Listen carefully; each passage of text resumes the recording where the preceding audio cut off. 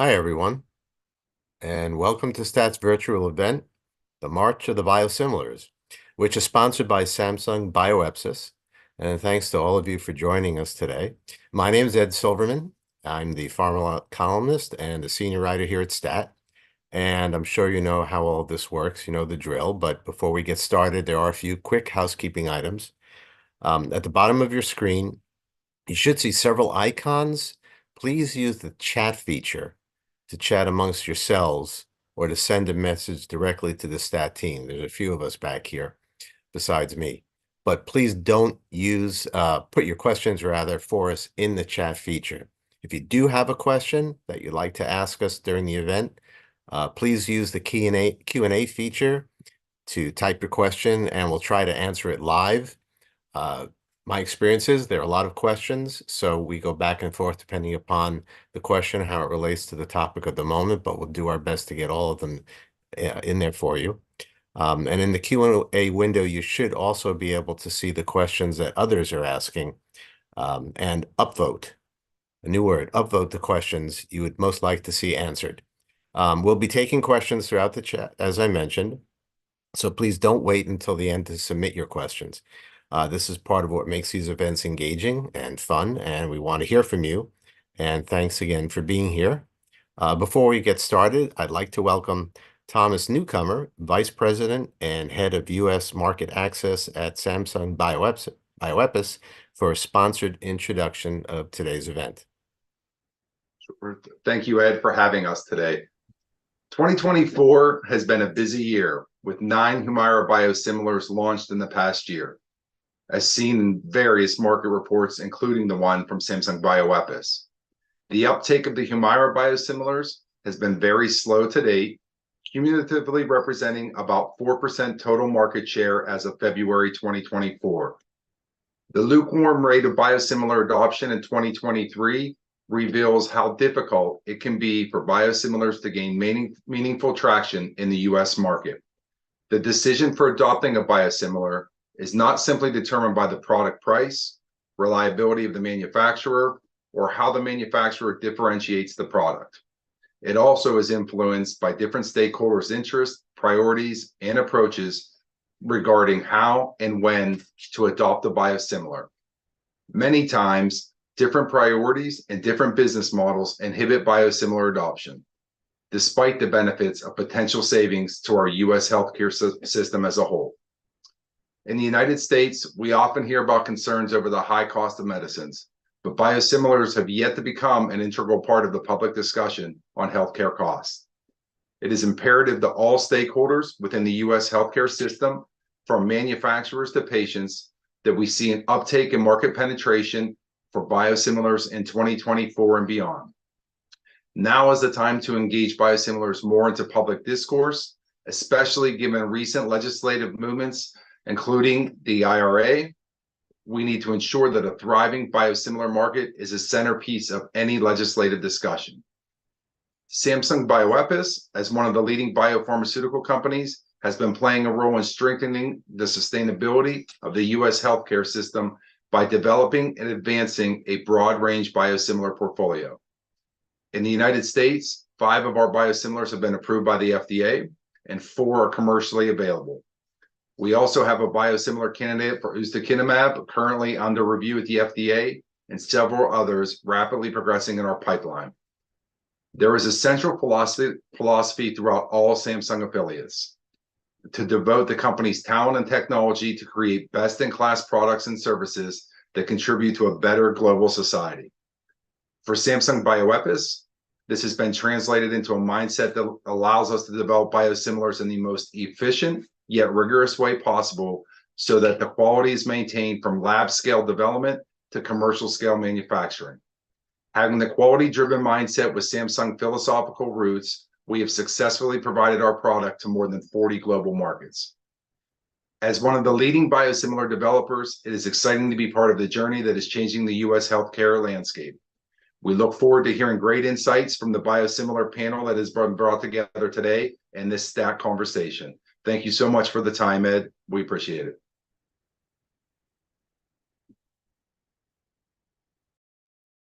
Thanks again, Thomas, for the introduction.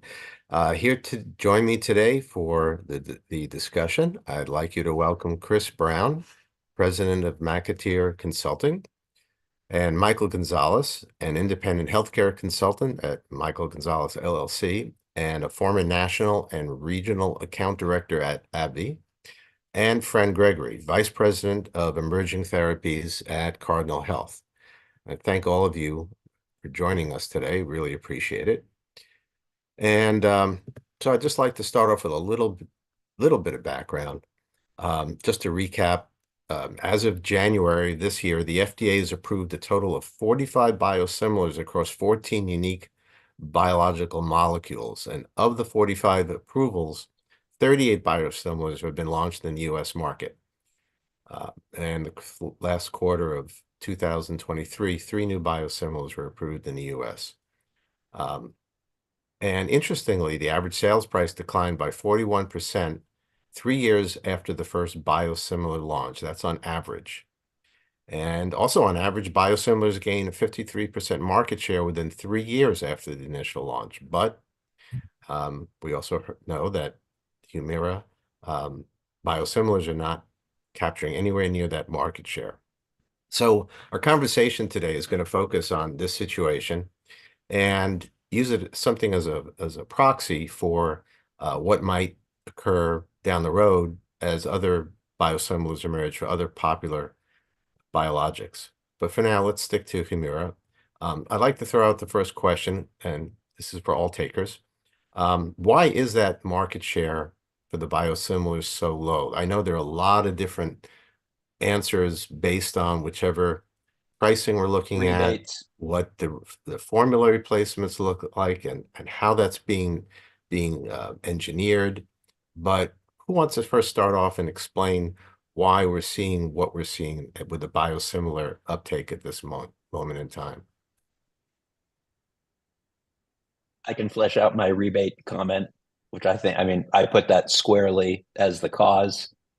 What I heard a lot last summer was that AbbVie was tying rebates for Rinvoq and Skyrizi to keeping Humira at parity with any biosimilars brought on formulary. And certainly there was no attempt to switch patients over. And, except for Kaiser, who's sort of the Boy Scouts of clinical, where they want to be thrifty, where they brought market share to 90% in a couple of months. There just wasn't the financial incentive for the PBMs to push it. And I can just to tag on what Chris said. I mean, you just look at the experience, what happened in Europe, where AbbVie basically said, whatever competitive offers you've got bona fide, we will just ride the price down. So in what Chris just said is exactly true. None of the major payers at all, with the exception of Kaiser, removed Humira. And you look at AbbVie's quarterly results and you can see the price went down. But like Thomas said, I mean, you still got 96% of your unit volume still there. So there's no traction whatsoever if you can get the same benefit price-wise from a biosimilar and you don't really have to do anything else. I'll tag on there too. Obviously, I think formularies are a key driver.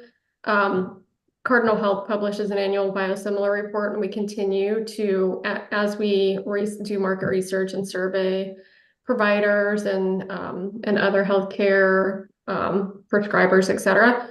They basically won't prescribe a biosimilar until they're kind of required to, unfortunately, and that kind of requirement often comes in the form of a formulary. So, these are all like tied together hand in hand. A physician's ability or willingness to prescribe a biosimilar is tied to the formulary is tied to the rebate, and the rebate's tied to the, overall sales of the drug. So it's all like these stakeholders with their, own opinions and thoughts on what the opportunity is here. And they all have kind of a different approach as to how or why they would ever prescribe a biosimilar or adopt one on formulary. We've seen different manufacturers of biosimilars try somewhat different pricing or positioning for their medicines, very different rebating. Why hasn't that really made a difference yet? it seems that it might have moved the needle more than we might have expected by now, but it's not happening apparently. What does that say about the attempt to try to experiment and alter the way the formularies are sorted out? And maybe if there's particulars you think that are relevant to fleshing out that way of looking at this, it would be helpful. I guess I'll start and just give Well, a lay of the land of what are the adalimumabs priced like. And I think it's super interesting when you look at the 10 Humiras that are approved, not all of those are on the market yet, 9 that are on the market. They're priced anywhere from 5% off WAC up to 85% plus percent off WAC. So obviously all of that is tied very closely to rebates and other price concessions. But I just wanted to provide that background. I think this is the first time we've ever seen a biosimilar being priced at a huge discount off of WAC. So I think, from my perspective, that's a huge win for the biosimilar, cost savings message. So if you're looking at an 86, 87% off of WAC for a drug that has, 18, $20 billion of sales in the US on the brand, it's a huge opportunity for cost savings, but that doesn't always necessarily translate directly to market share, market uptake, as we've already mentioned. Yeah, I'd throw in that the PBMs, the pass-through PBMs that claim not to benefit from rebates, they're the ones that are willing to put in a low WAC biosimilar and promote that. And the larger PBMs that have some hand in the rebate pie. But what Michael said is right, is that AbbVie got right down there with price on Humira, and then you throw in the rebates on other things, and they can look you in the eye and say, this is a better deal. I just think that sort of dodges the question of whether maybe there could be lower costs by switching to other drugs beyond just the AbbVie ones, or negotiating with an alternative, not Stelara, not Skyrizi. One reader has a question. I'm not sure how you'll think of this, but how about biosimilar manufacturers been engaged in value-based care model design? Does that matter when we're looking at this unusual situation even? I think we see that a lot in oncology. On the medical, buy and bill side, we saw a ton of that in oncology, and I think that has a lot to do with why oncology biosimilars have been more successful in general. We haven't seen that in the Humira space at all, to my knowledge, but interested in others' thoughts on that. And that really hasn't been on the biosimilar in those therapeutic areas like rheumatoid arthritis, psoriasis, Crohn's ulcer. You see that really hasn't gained much traction. Has never gained much traction. Brandon, you mentioned before what physicians are doing. They're really responding to the dictates of the formulary. And I'm wondering, is that surprising? Because I know there's been so much to do over the last few years in general, not just with Humira biosimilars, which are much newer, to the extent to which physicians need to be educated to accept the possibility that, hey, a biosimilar could be good for my patient, or maybe new patients if they don't want to change something for a patient where an existing prescription is already working. More physicians supposedly are sensitive to the cost their patients are incurring. They're hearing about it more. It's kind of hard for most of them not to hear about it. Whether they ignore it is another matter. But given that kind of background with noise and the debate over the extent to which there's concern even that maybe physicians aren't getting the right information about substitution, should we be surprised that some docs are not just saying, let's try something different, or there's just no point? It's a great point there. And again, kind of going back to the biosimilars report that Cardinal publishes every year. One of the most interesting things or stats in there was that we surveyed retina specialists due to the Eylea biosimilars that will be making a pretty big splash here in the near future. But a vast majority of providers believe that biosimilars are good for the healthcare economy and they could be good for patients. There's like a consensus that yes, this is good, right? These things make sense. We want to save money on biologics. However, a very small percentage of them have actually prescribed them for their patients. And, when you dig into that, it's not because necessarily some of them do have doubts about the safety, the efficacy, the FDA approval process, et cetera. But the majority of them say, yeah, if the formulary changed, I would prescribe a biosimilar, but they're kind of waiting for that to happen. And in the case of the Humira biosimilars, like has been mentioned, Humira is still on most of the formularies. So there's no urgency for them to switch a patient, especially maybe an existing patient who's stable on therapy. So there's no incentive for them right now. There's no push, there's no urge or urgency sense at all. Yeah, I think to tag on to that, physicians, especially those who treat like the gastrointestinal inflammatory diseases or treat kids, there's still also a reluctance to, if everything's going fine, why kick my patient into a more acute stage or cause a problem if I don't have to? And as long as the reference product, in this case, we're using Humira, I'll just keep using it. I'll just keep using it. I'll just keep using it. I'll just keep using it. So one Body reader, at rest will stay at rest. one viewer has a question. Do you believe interchangeability will remain relevant? And I'd like to tag on that the Biden administration budget has mention of biosimilars and interchangeability, and just looking for the language because I think you'll find it interesting. Bear with me.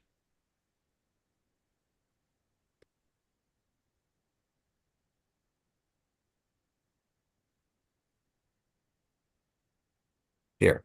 It's funny, Ed. Oh, you found it. Permit biosimilar substitution without prior FDA determination of interchangeability. The statutory distinction between biosimilars and interchangeable biosimilars has led to confusion and misunderstanding, including among patients and healthcare providers about safety and effectiveness of biosimilars, and about whether interchangeable biosimilars are safer or more effective than other biosimilars. So there's a proposal to no longer include a separate statutory standard for interchangeability and to deem all approved biosimilars to be interchangeable. Is that a good idea? What's good about it, and if there's anything that may be wrong with it, what might that be? I guess again, I think it's a great idea. Go ahead, Chris. Europe doesn't have any interchangeability standard. It's working fine there. As soon as you put that in, suddenly the biosimilar that's not interchangeable looks lesser because there's this other version.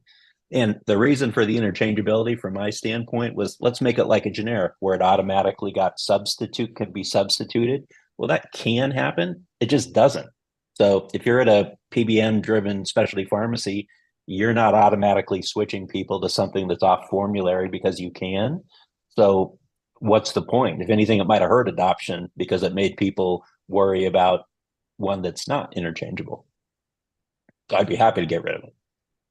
Yeah, I think it's a misconception too. People think it's a clinical, a superiority designation, and it's a regulatory designation. That's all it is. It's an extra step that manufacturers have to go through, doing switching studies that are in addition to the biosimilarity studies to get that interchangeability designation. It costs money, takes time, and it typically results in a higher price tag when the biosimilar does come to the market from what we've seen in limited experience so far.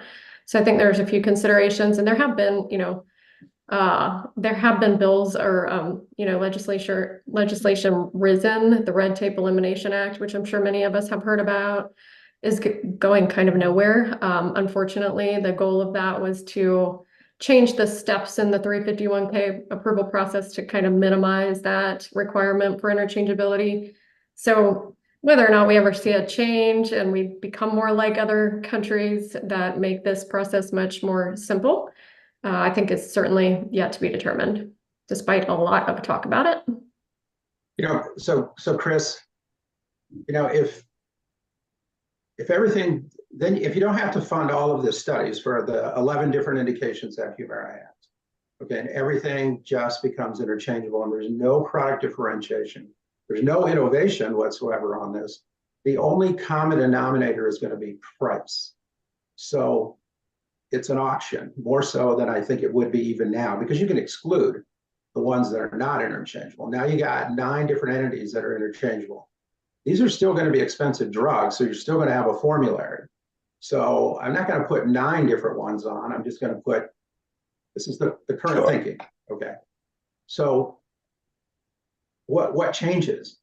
I think for patients, not much.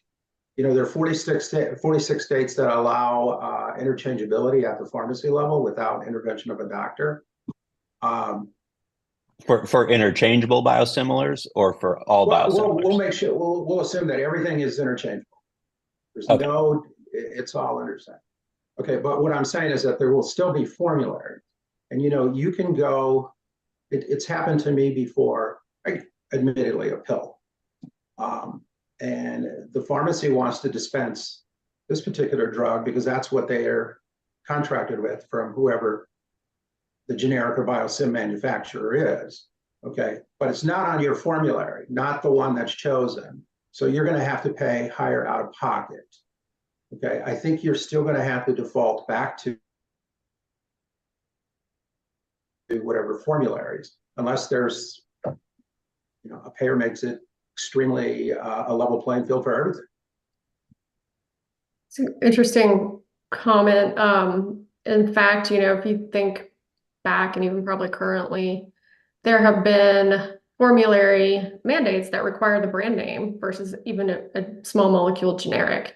So a lot of that, again, is based on the financials inside the PBM, but it's not unlike that, where we're saying we're kind of preferring the brand still, although we may be adding some of these other biosimilars to formularies, we're not really necessarily eliminating the brand product or the reference product. So again, there's a kind of a direction that the PBMs are kind of taking with that.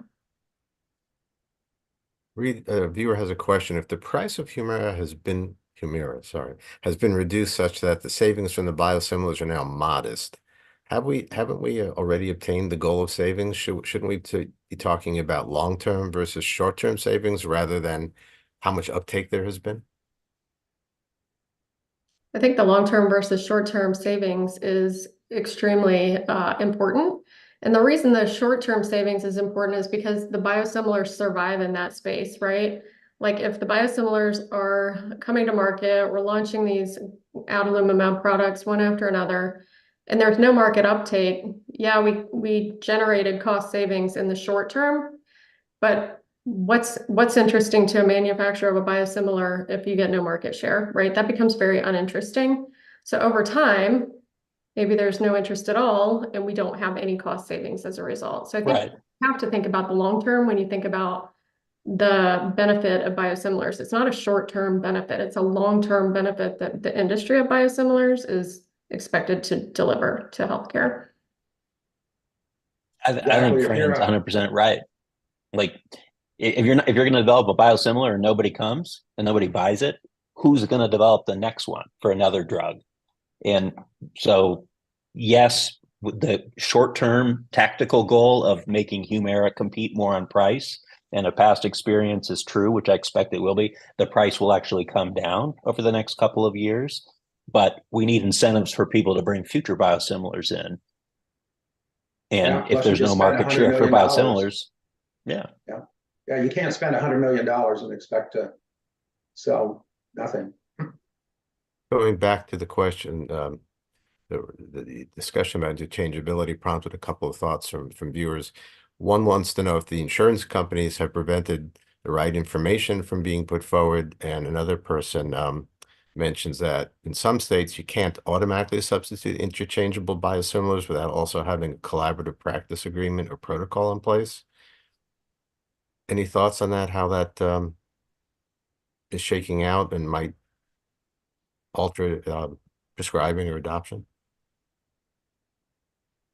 I think, you know, if you start, it matters. Yeah, I agree, I agree, Chris. It's kind of like there are many complications in healthcare, and if you look at the state level requirements and board of pharmacy regulations, it gets really complicated. But like adding interchangeability designation just makes it even more complicated. Every state has their own rules about interchangeability on the generic and the biologic side. But in this case, we're just adding an extra level of complexity and really kind of confusion in a space where we just don't need it. It just removing the interchangeability, which again, I don't know that that's a realistic expectation, but if that were to occur, you're kind of removing a level of complexity. Okay. I mean, I'm going to re-echo what Fran said, but in the generic marketplace, the pharmacy is incented to automatically switch the drug to whichever one they can buy the most cheaply, and presumably they get a decent reimbursement from the PBM, which is a whole separate topic. But in the biosimilar marketplace, it just isn't like that. And they're not incented. I mean, most of the biosimilars and the biotech drugs are going through a PBM owned pharmacy. So it's not whether they could, it's whether they want to. So whether it's interchangeable or not, to Michael's point, it's which one is on formulary. It's not about whether they can substitute it. I just don't think it's not a practical problem. And when I look at, beyond Kaiser, when I've talked to other pass-through PBMs that have put biosimilars on formulary, they very quickly get to 90% adoption to the biosimilar away from Humira. So it's more a question of will. Yeah, it's almost like the old insulin formulary changes that kind of would flip back and forth every year based on, financial incentives, and patients had no problem switching from one brand of insulin to another if the formularies kind of required that. So not an issue anymore, but it's not too indifferent from that. I will also, just as an educational point for the audience, the interchangeability designation has been granted to 2 of the marketed Humira biosimilars and 1 that is approved but not yet marketed. So we'll potentially have 3 interchangeable Humira biosimilars in the near term. The most recently approved one is the only one that has the same new product nuances as the Humira version that most patients are on. So I think we've all kind of been waiting, this new biosimilar that was most recently approved called Simlandi. It's just most like the originator Humira that most of the patients use. Will that make a difference? It's interchangeable and it has all the same product attributes for the most part that the reference product has. Yet to be told, right? We don't know. It's not available yet, but just something else to complicate the picture and to think about for the future as we continue to observe this market. One viewer has a question that I think we touched on in some of our prep calls. What impact do you think the decision by CVS to remove Humira from its formulary will have on the market?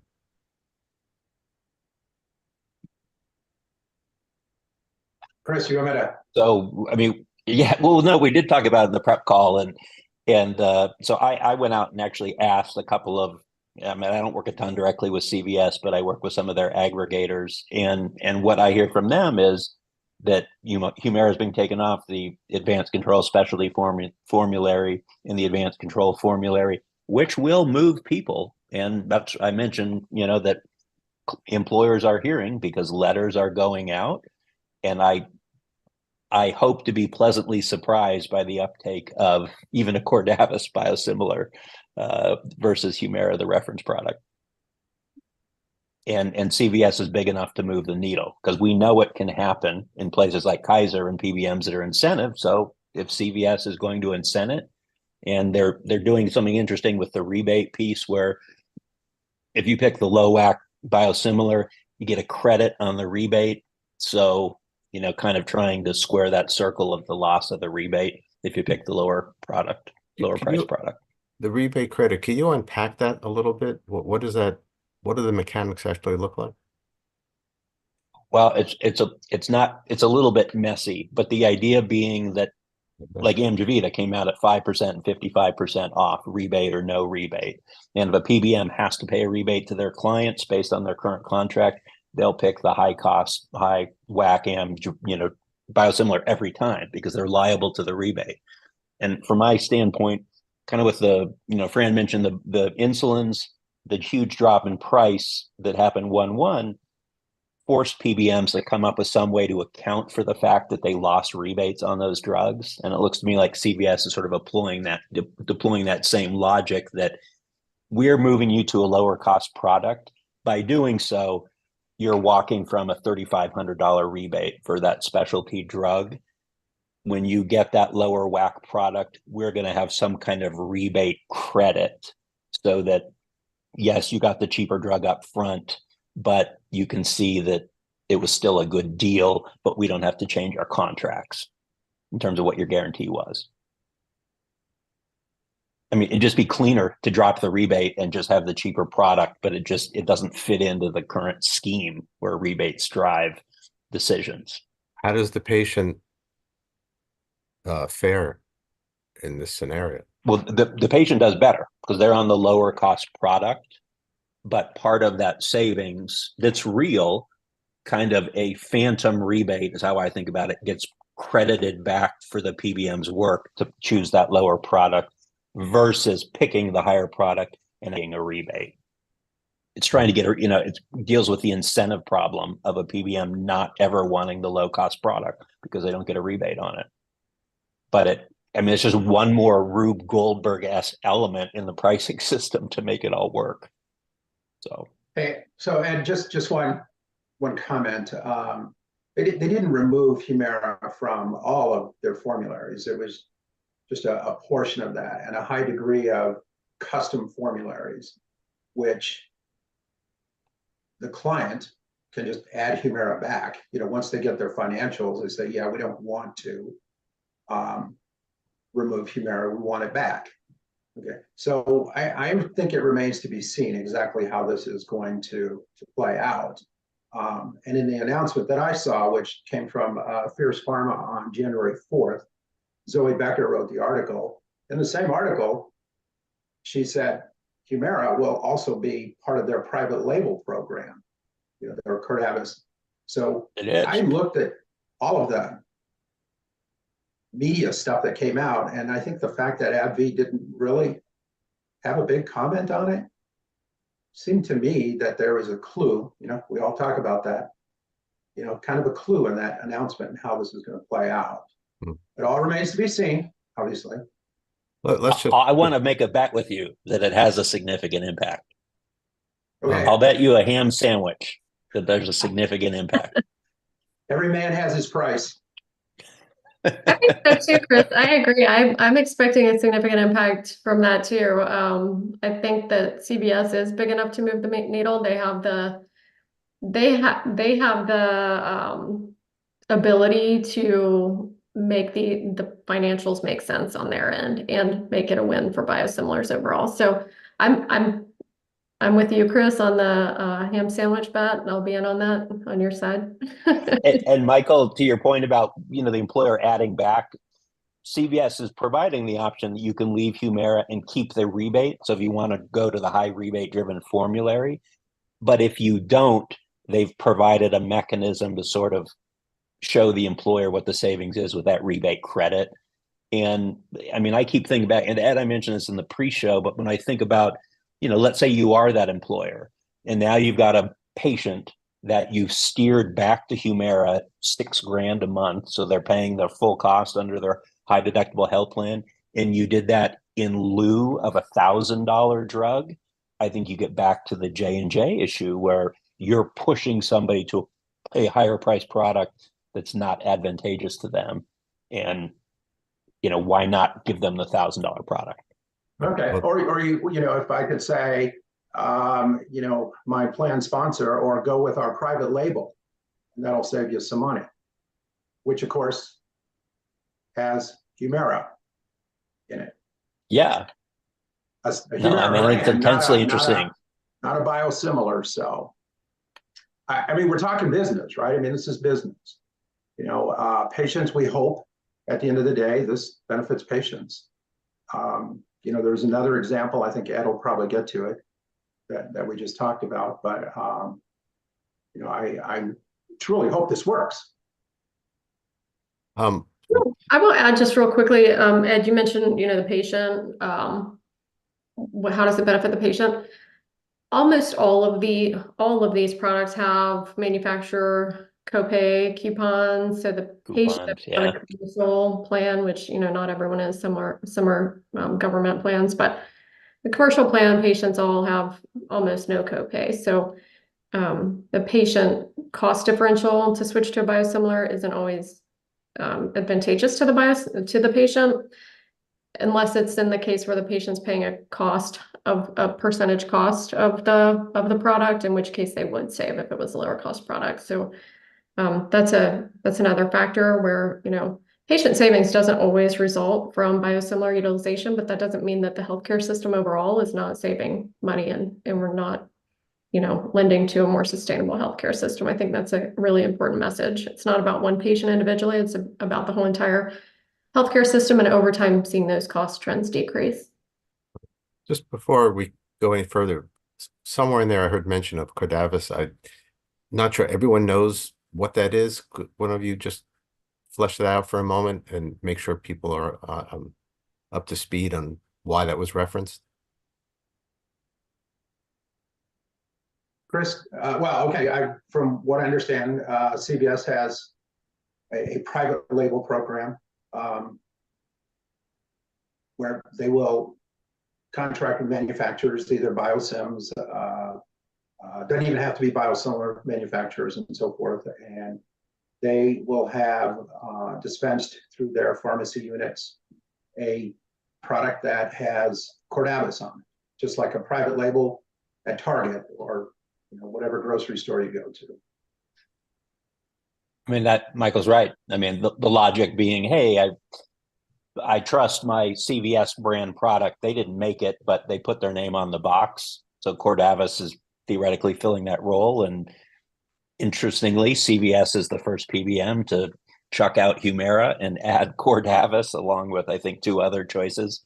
So to the extent that it helps promote biosimilars, that's great. I don't know that there's a real problem to be solved by having the name Cordavis, but if it helps with biosimilar adoption, I'm all for it. Okay. I spend a fair amount of time talking to Mark Cuban's people about what he's doing, and that activity always seems to be hovering in the background, almost no matter which type of drug I'm talking about with people. Just curious, the extent to which, if at all, that kind of effort is likely to have an impact, if at least near term, maybe even when we talk about Humira biosimilars, or is it really just not there yet? I'm curious to really sort of maybe connect the dots if there's a reason to do so. Any takers?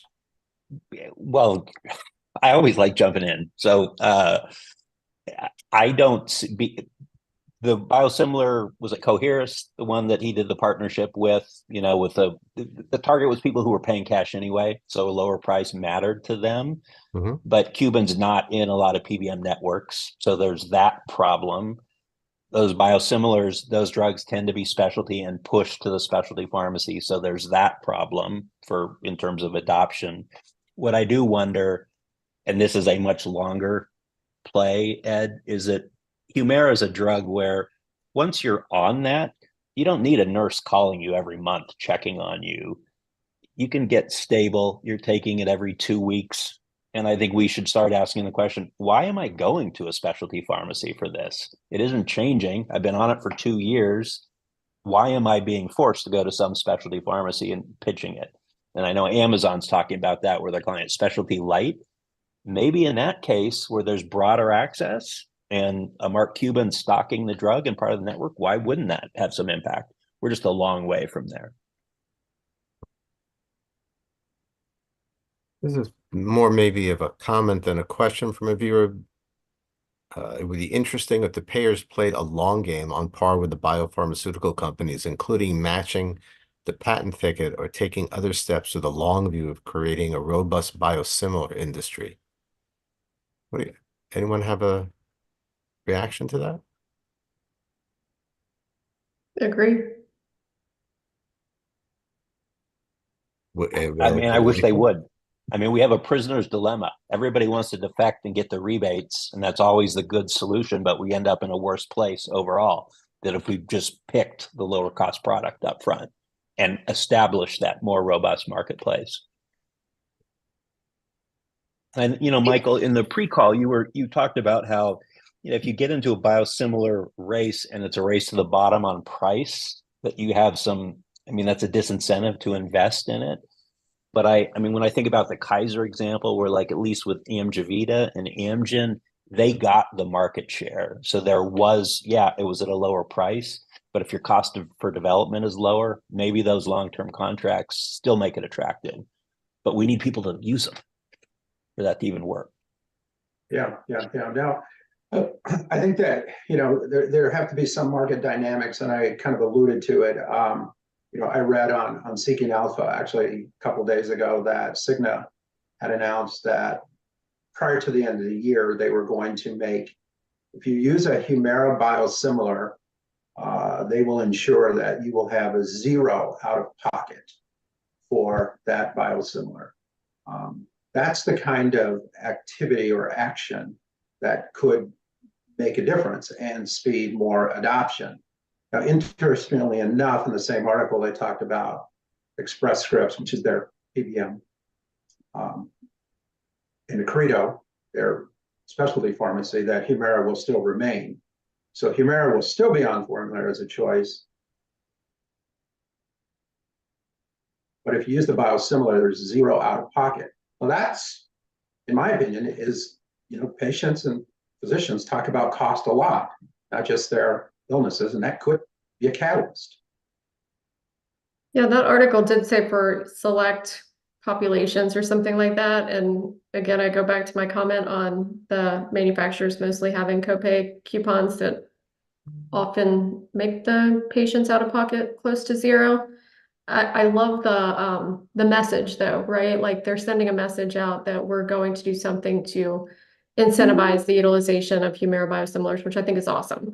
I think we're all kind of waiting to see what the details of that announcement are, so that, is it a game changer, or is it kind of a bit of a game? The other thing, in addition to all the formulary discussion and patient out-of-pocket costs, I think not most of the time do we see a biosimilar take 50-60% market share in the first few months.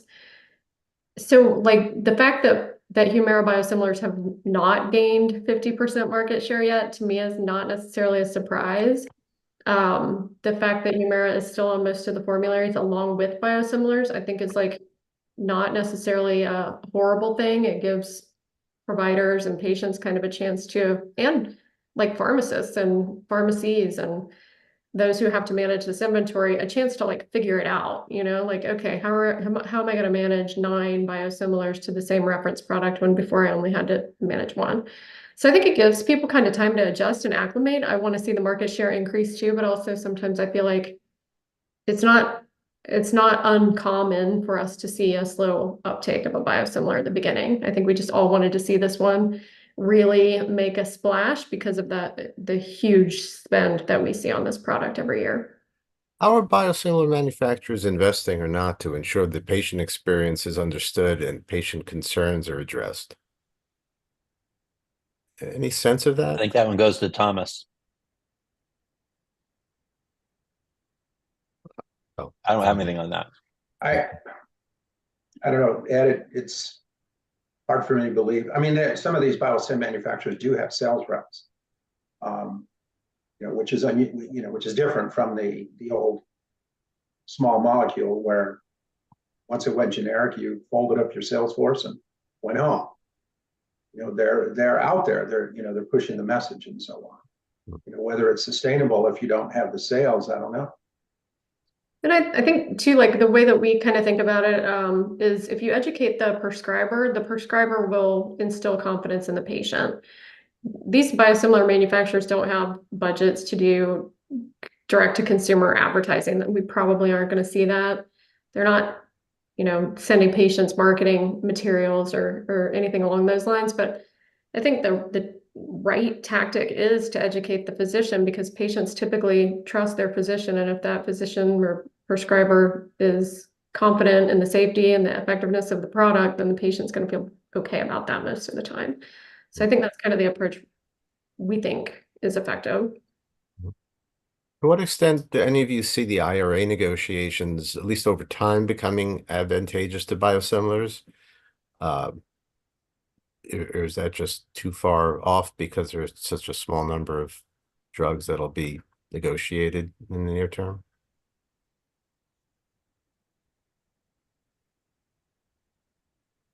I'm letting Fran or Michael jump in on that one. That's kind of a double-edged sword because it could be advantageous and it could be very disadvantageous depending on how it's approached. I think time will tell. It's a little early. Yeah.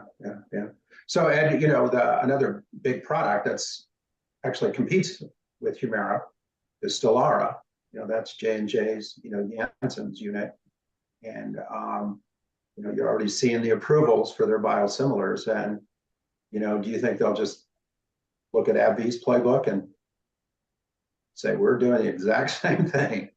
Or I just can't imagine they're going to do anything different. But, Fran, Chris, do you think? I'm waiting for this summer. So, as I understand it, there's Wezlana, which is an interchangeable Stelara biosimilar, which will be available no later than January 1st of next year. So that's time for a PBM to put it on formulary and promote it. Do they?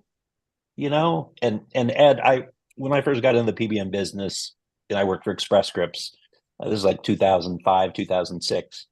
And one of our big marketing pushes that year was, hey, we're taking Lipitor off the formulary. And that was the Humira of its time, I would call it. And we're putting Zocor on. The reason we're doing that is Zocor is going to go generic, and we will have teed up all of these people to switch to the generic. Well, which PBM did that with Humira and left it on formulary so that they could move everybody to biosimilars? None of them. So it's just a different world with how big rebates are and who's taking them. That's a really good point, Chris. I remember those strategies in my time on that side of the world as well. And you're right, it's completely different now. It's really almost an opposite model where, we're just wanting to make sure that the financials are aligned so that the biosimilars are very gradual, make a very gradual, meaningful difference. And on the Stelara note, it's similar to Humira, 10 biosimilars for Humira. I think there are 10 Stelara biosimilars either approved or in development. So we'll see something similar, I'm sure. No pun intended. Viewer has a question. We'll know, when the formularies come out in September, October, at least we'll see from the big three, did any of them, what did they do with Wezlana, if anything? I don't think we'll know till then. Sorry. No, it's a good point. Another viewer question: what's the outlook for biosimilar use adoption in the hospital setting,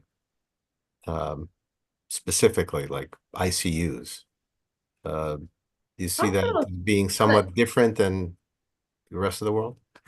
Yeah, the hospitals are a different animal because they have their own formularies and most of the biosimilars that they're purchasing are on the medical benefit. So they're less kind of driven by formulary mandates and changes.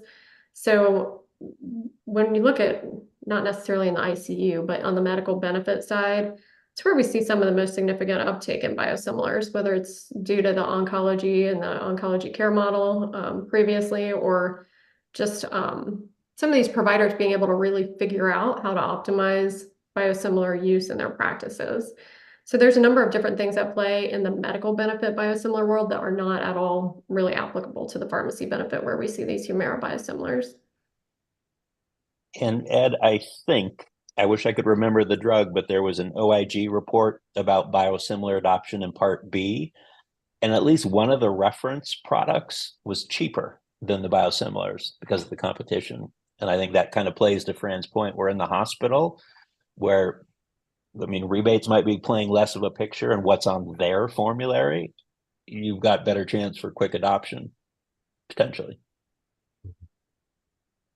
There's been mention of more than once now of Stelara and questions and discussion about what happens if the prices go so low, and the extent to which that is an incentive or disincentive. How much longer can this go on where we see a widely used biologic and then 8, 9, 10 biosimilars come out? And I ask this not for academic reasons, but because I wonder truly, will there be enough interest among manufacturers to say, we're going to compete, or if there's a biologic that has a smaller business than a Humira or Stelara, it just isn't worth it. Do we get to the point where biosimilars don't fulfill the hope for promise when the BCPA, the federal law came out creating or making it possible for biosimilars to be launched? I mean, is there really a workable way forward, or is this experience right now showing us that the model may not be what we hope for? It may not be broken, but it may not be certainly ideal.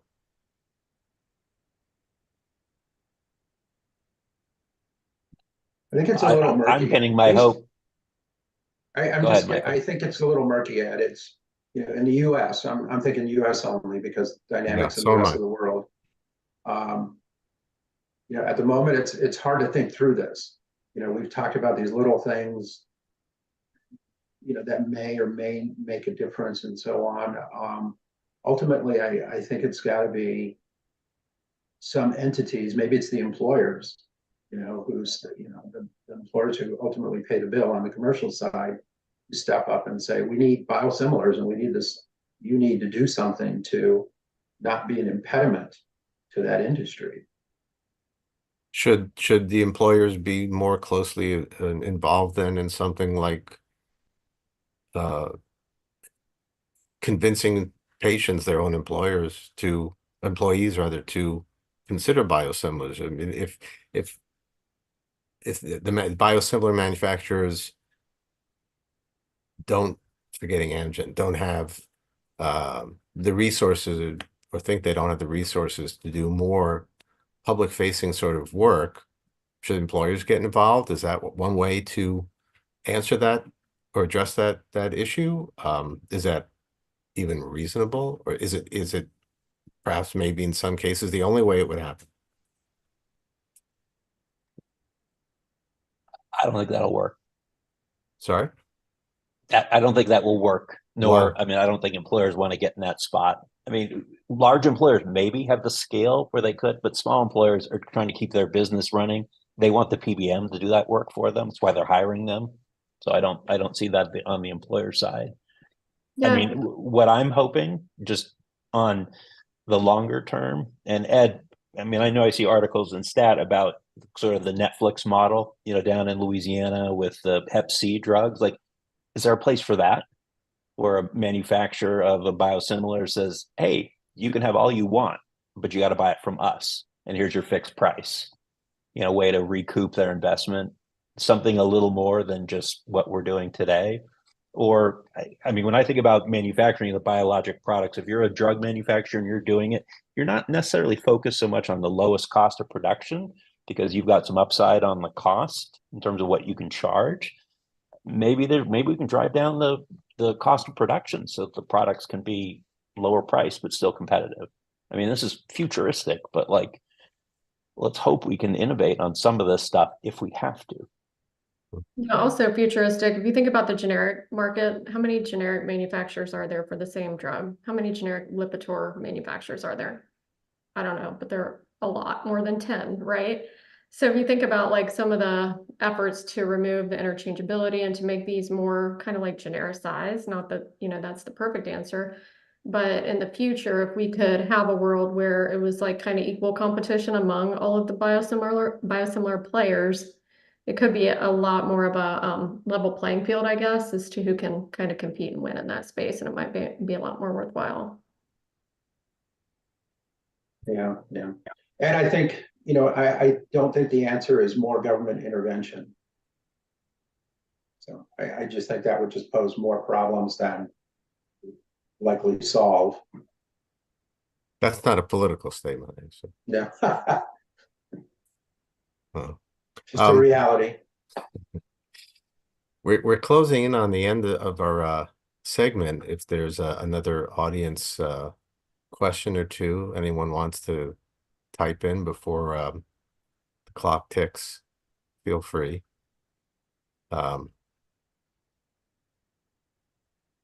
Chris, does that ham sandwich include sides, like a potato salad or chips? Or just A pickle, That's a pretty at least small a bet. pickle. Yeah, no offense, guys, but a ham sandwich is a pretty small bet. That was the first thing that came to mind. That's probably what I'm having for lunch today. So maybe that's it. Oh, I'm on the hook for two. Fran as well. She got in on this. What does that say about High the value stakes. equation? All right. All right. Well, so we're just about done. I want to thank everybody for showing up today. I hope you learned something and also came away with not only answers, but more good questions to think about going forward. I want to thank Thomas Newcomer and Samsung Bioepis for sponsoring. And I want to thank Fran Gregory, Chris Brown, and Michael Gonzalez for this very interesting and lively chat. Very much appreciate your thoughts and your comments today. And we hope we can do this again in the future.